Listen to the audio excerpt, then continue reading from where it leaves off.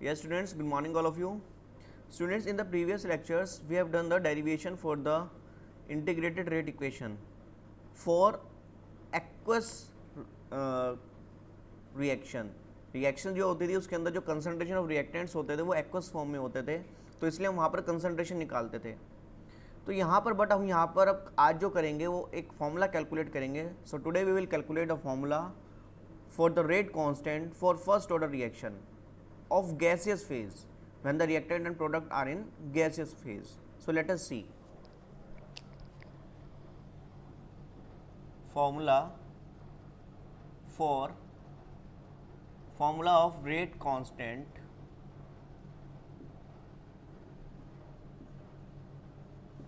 for first order gaseous phase. So let us see. So let us take a reaction. A is a reactant in the gaseous phase and gives a product B which is also in gaseous phase and C which is also in a gaseous phase. Now at time 0 the concentration of reactant A is Pi. इसकी concentration sorry इसका pressure कितना है, क्योंकि यहाँ पे तो gases phase में है, सो यहाँ पर प्रेशर लेंगे. सो तो initial pressure of A is P I and at that time no product is form, so it's pressure is 0. इन दोनों का प्रेशर कितना होगा 0. So after time T the pressure of A will reduce because some reactants get converted into the products, so that's why the amount of gas A will decrease, so due to which the pressure of A is also decrease. so यहाँ पर कितना decrease होगा pressure, suppose हमने मान लिया x, तो यहाँ पे कितना बचेगा इस समय प्रेशर. भाई इनिशियल प्रेशर पी आई था, फाइनल प्रेशर कितना हो जाएगा पी आई माइनस एक्स, क्योंकि x डिक्रीज हो गया तो बचा कितना पी आई माइनस एक्स, और इनका प्रेशर कितना होगा x. ये सब हम इक्विलिब्रियम में लास्ट ईयर करके आए हैं. सो अब यहाँ पर बच्चों टोटल प्रेशर कितना होगा, P total, pressure of A plus pressure of B plus pressure of C according to Dalton's law. So pressure of A कितना है बच्चों P I minus X, B कितना है एक्स एंड सी का कितना है एक्स. एक्स से X cancel, so P I plus X, तो पी टोटल जो होगा आपका पी आई प्लस एक्स हो जाएगा. Now students we will move to the next topic, that is it means next point. उसके अंदर हमने क्या करना है, प्रेशर ऑफ ए निकालना है, पी ए क्या है बच्चों P I minus X, and we will see that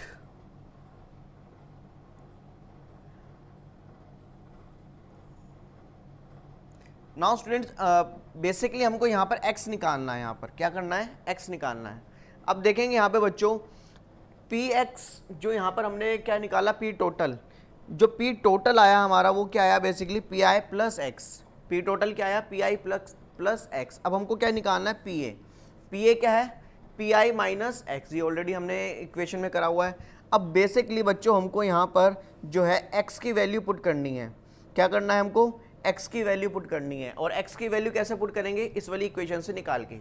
तो कैसे निकालेंगे इस वाली इक्वेशन से, मैं यहीं पे निकाल लेता हूँ. कैसे निकालते हैं, X is equals to P total minus ये तो चला जाएगा P I. So put the value of X, P A is equals to P I minus P total minus P I. So students we will get P A is equals to P I minus P total minus P I. So इन दोनों को plus करेंगे 2pi minus P total which is equals to P A. Now as you know that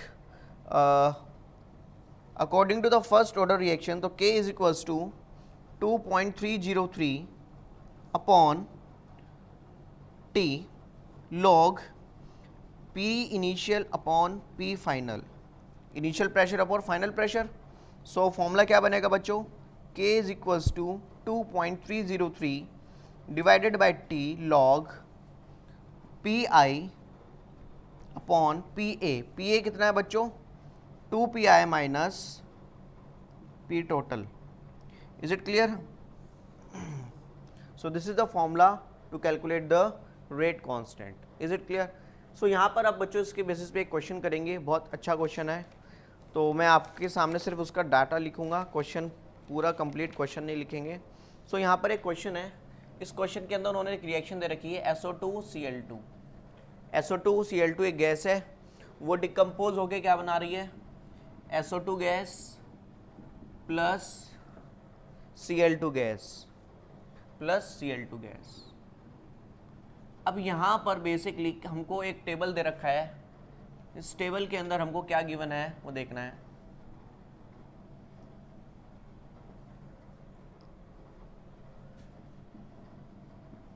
इधर experiment time in पर second, क्योंकि first order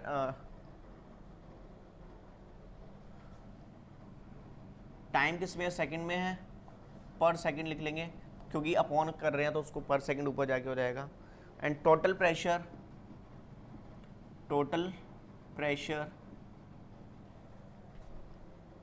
in atmosphere ATM, ठीक है ना। यहाँ पे सेकंड ही लिखेंगे बच्चों, टाइम किस में है, सेकंड में। इस तरह से लिख लेते हैं।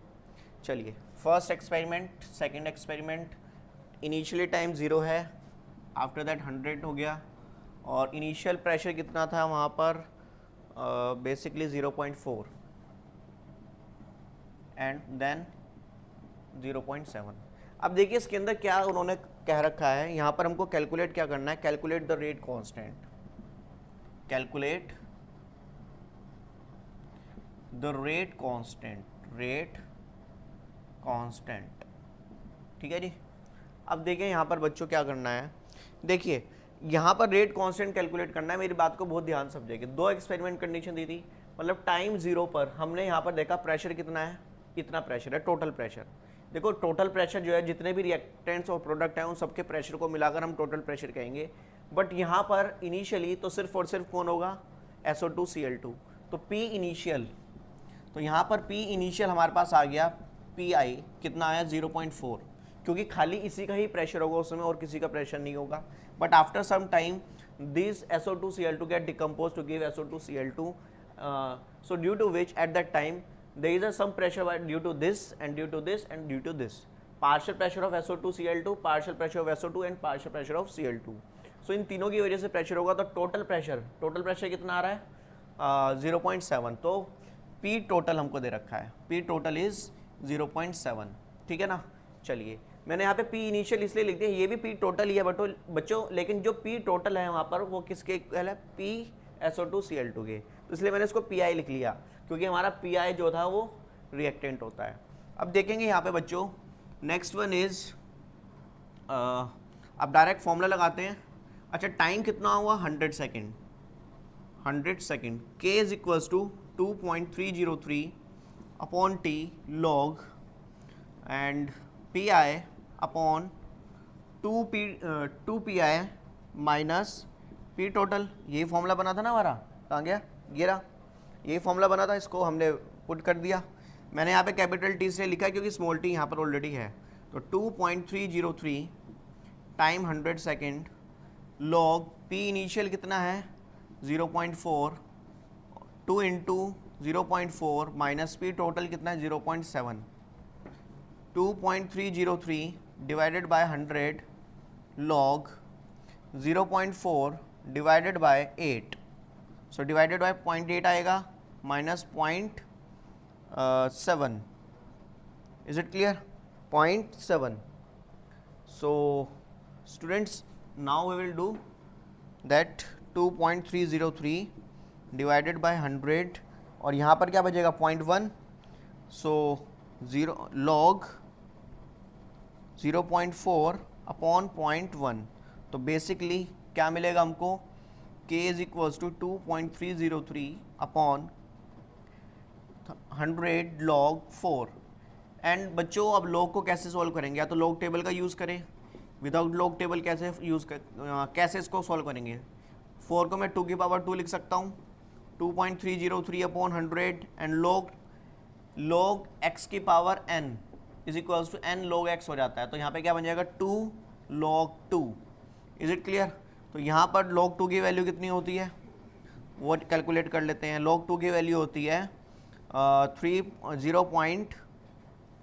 0.3010.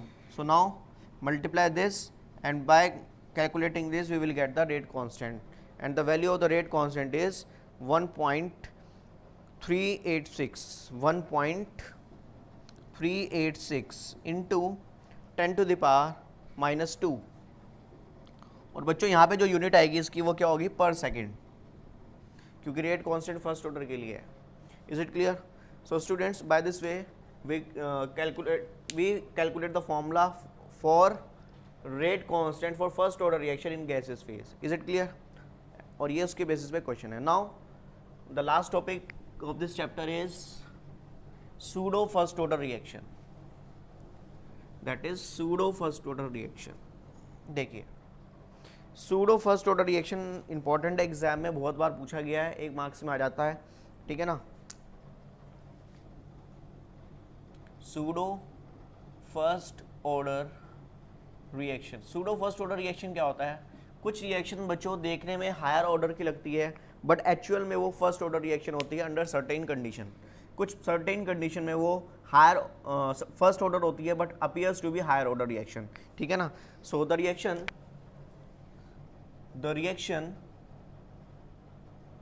that appears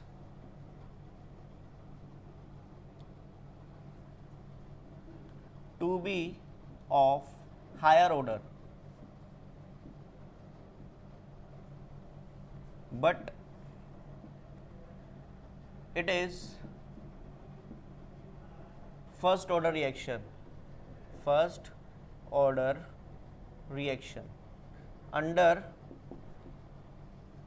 certain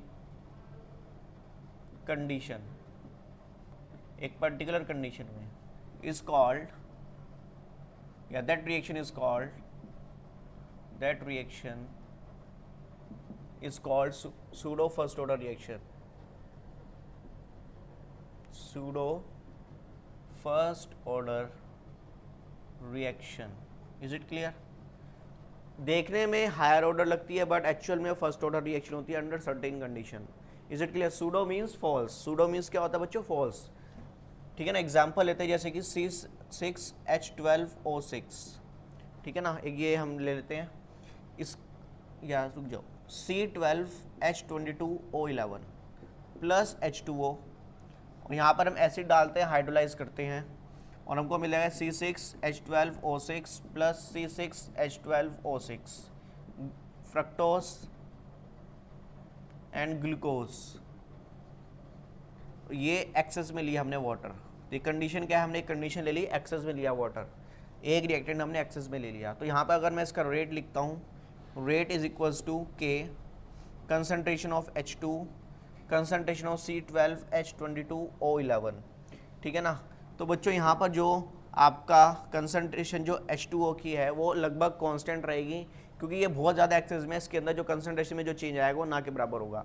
तो basically rate is equals to constant into constant क्या हो जाएगा, एक तरह से नया कांस्टेंट बन जाएगा, कंसनट्रेशन ऑफ